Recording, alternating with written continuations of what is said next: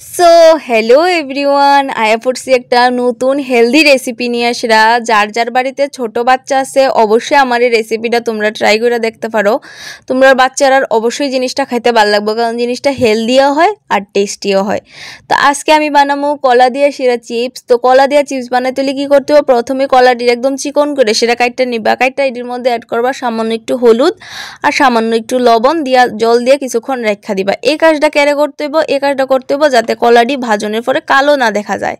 তারপরে আমি এদিকে কড়াইয়ের মধ্যে জিরা আর একটা শুকনা লঙ্কা ভালোভাবে ভাজ্যা নিছি। ভাজ্যা সেটা এটারে সুন্দর করে বাইটটা নিছি। তো তোমরা ইচ্ছা অনুযায়ী লঙ্কা দিতে পারো, নাও দিতে পারো। এরপরে দিয়ে আমি এদিকে দিয়ে দিলাম কড়াইয়ের মধ্যে তেল দিয়া সেদিকে কলাটিটা ভালো করে চিপ্পা আমি এদিকে দিয়ে দিছি তেলটার মধ্যে। আর তেলটা তোমরা কিন্তু একদম মিডিয়াম রাখবা, গরমটা মিডিয়াম রাখবা। এরপরে এটা তোমরা ডিপ ফ্রাই করবা।